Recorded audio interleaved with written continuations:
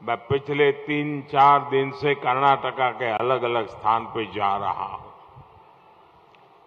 करीब करीब सभी दिशाओं में हो आया हूं और मैं जनता का जो उत्साह देख रहा हूं, किसानों का उत्साह दे रहा हूं, माताओं बहनों का उत्साह दे रहा हूं, नौजवानों का उत्साह देख रहा हूं। चारों तरफ से एक ही आवाज सुनाई दे रही है, एक ही नारा सुनाई दे रहा है, एक ही मंत्र सुनाई दे रहा है।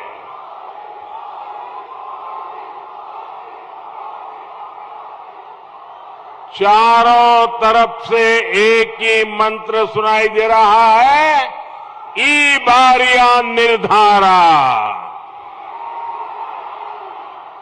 ई बारिया निर्धारा,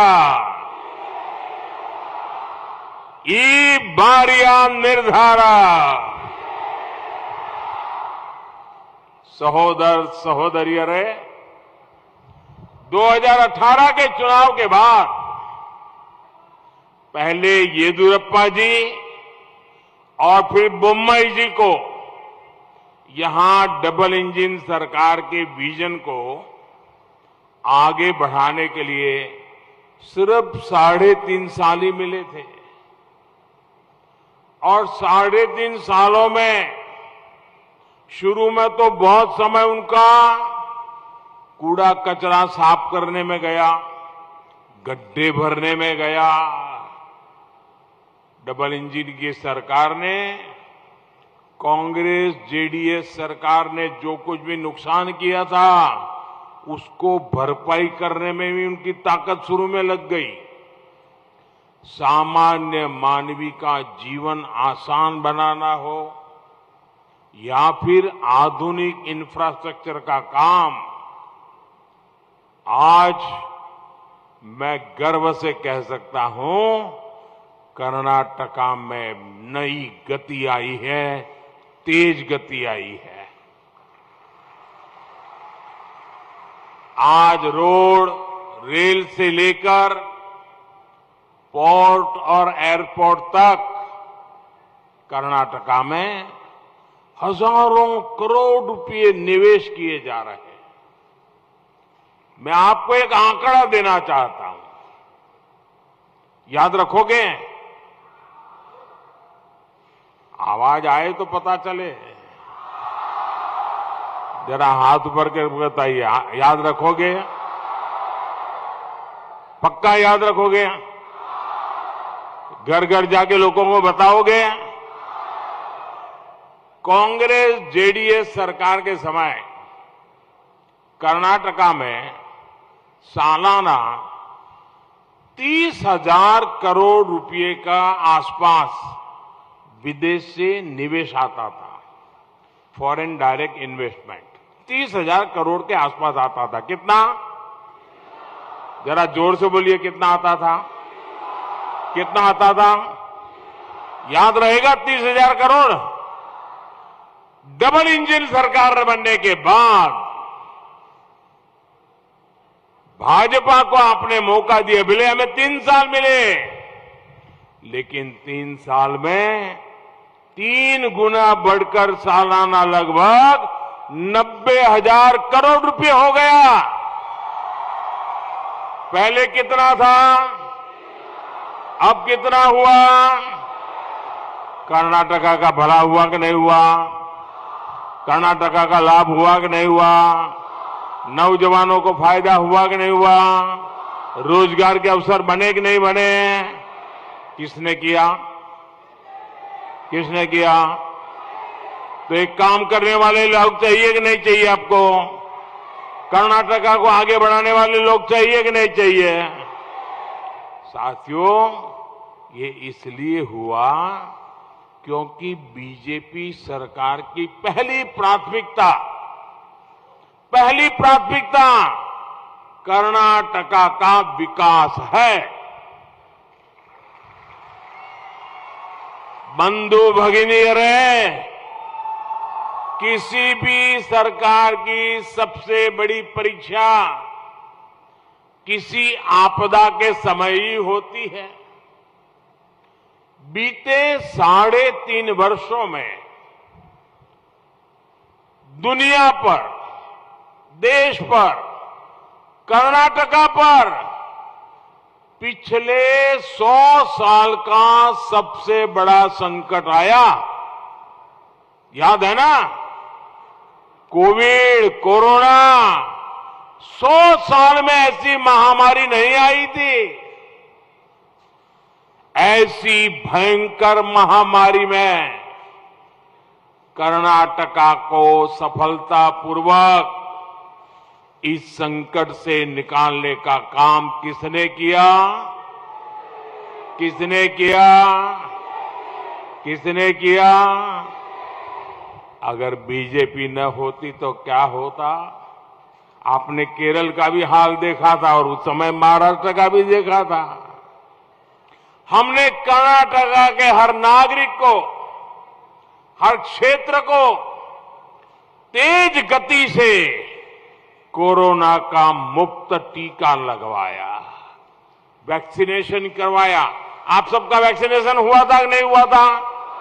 हाथ करिए, हुआ था कि नहीं हुआ था? आपको 1 रुपया खर्चा हुआ क्या? किसी ने पैसा मांगा क्या? बीजेपी ने ये भी सुनिश्चित किया कि 100 साल में आए संकट में कोई गरीब भूखा न सोए, गरीब के घर में चूल्हा जलता रहना चाहिए।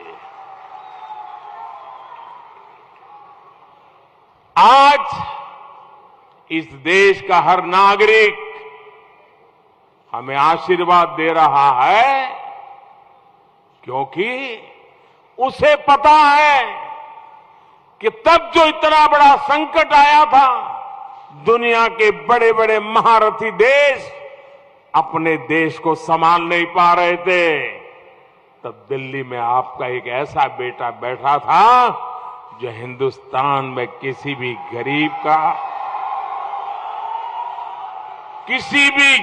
के घर का चूल्हा बुझने नहीं देता था भाइयों। और इसलिए ये माताएं, बहनें, उनके आशीर्वाद मुझे काम करने की ताकत देते थे। मैं भी मंच पे आ रहा था, 2 माताएं मुझे, बहुत बड़ी आयु की माताएं, वो यहां आकर के मुझे आशीर्वाद दे रही थी, इतना आशीर्वाद दे रही थी, मेरा हृदय भर आया, भावनाओं से भर आया। भाइयों बहनों, हम हर गरीब परिवार को आज भी मुफ्त राशन देते रहते हैं, ताकि गरीब के घर में बच्चा भूखा न सो जाए दोस्तों।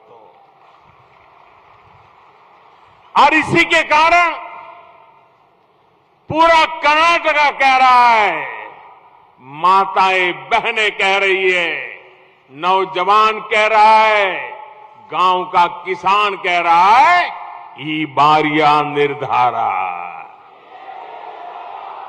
ई बारिया निर्धारा। स्नेहितरे, इस चुनाव में कांग्रेस कैसे वोट मांग रही है? क्या कह रही है? कांग्रेस कह रही है हमारे नेता रिटायर हो रहे हैं, जाते जाते वोट दे दीजिए। बताइए, कोई रिटायरमेंट के लिए वोट मांगता है क्या? भाई रिटायरमेंट हो रहा है इसलिए वोट दे दो, ऐसा कोई कहता है क्या? अरे भाई, आप रिटायर हो न हो, आपको भगवान बहुत शक्ति दे, लेकिन कुछ जनता के लिए तो वोट मांगो, जनता के काम के लिए तो वोट मांगो। मेरा आखिरी चुनाव है, मैं रिटायर हो रहा हूं, बस जाते जाते कुछ दे दो। और दूसरा क्या? वोट मांगने का दूसरा तरीका क्या है? मोदी को गाली दो, जिसको मर्जी पड़े वो गाली दे रहा है। क्या कर्नाटका में कोई भी गाली संस्कृति को स्वीकार करता है क्या? कोई किसी को गाली बोले वो पसंद करता है क्या? छोटे व्यक्ति को भी कोई गाली बोलेगा तो अच्छा लगता है क्या? क्या कर्नाटक गाली देने वालों को कभी माफ करता है क्या? कभी करता है क्या? इस बार क्या करोगे? क्या करोगे? सजा करोगे? गाली देने वालों को सजा करोगे? बराबर जम करके सजा करोगे?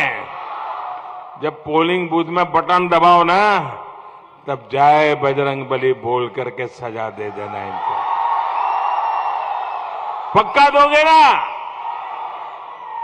देखिए भाइयों, बीजेपी का एक ही लक्ष्य है, कर्नाटका को नंबर 1 राज्य बनाने का। और उसके लिए हमारे पास रोड मैप है, योजना है, दृष्टि है, मेहनत करने की तैयारी है। कांग्रेस अपने दशकों के कुशासन से जन विश्वास खो चुकी है और इसलिए झूठे आरोप और झूठी गारंटी, यही कांग्रेस का एकमात्र सहारा बचा है। जबकि कांग्रेस के पूर्व प्रधानमंत्री ने, याद करिए, कांग्रेस के एक पूर्व प्रधानमंत्री ने क्या कहा था? पब्लिकली कहा था और बाद में कभी डिनाई भी नहीं किया। कांग्रेस के किसी नेता ने भी डिनाई नहीं किया। उन्होंने कहा था, और कांग्रेस के प्रधानमंत्री ने बोली हुई बात बताता हूं मैं। उन्होंने कहा था, दिल्ली से हम 1 रुपया भेजते हैं तो गांव में जाते जाते वो 15 पैसा हो जाता है। 100 पैसे भेजते हैं, 85 पैसा बीच में ही गायब हो जाता है। ये कांग्रेस के प्रधानमंत्री ने कहा था कि नहीं कहा था? कहा था कि नहीं कहा था? 1 रुपया भेजते हैं, 85 पैसे गायब हो जाते हैं। वो कौन सा पंजा था जो 85 पैसे खा लेता था? भाइयों बहनों, ये 85%, ये देखिए इनका खेल। 85% कमीशन वाली कांग्रेस, आज भी कांग्रेस की यही स्थिति है। वो कर्नाटका की हर योजना में 85% कमीशन खाने को तैयार बैठी है। सहोदर सहोदरियों रे, बीजेपी का हमारे संकल्प रहा है नेशन फर्स्ट, सिटीजन फर्स्ट, और कांग्रेस का हमेशा मकसद रहा है करप्शन फर्स्ट। कांग्रेस के शाही परिवार ने कई दशक तक देश पर शासन किया, लेकिन कांग्रेस ने देश के विकास के बजाय सारा ध्यान अपने विकास पर लगाया।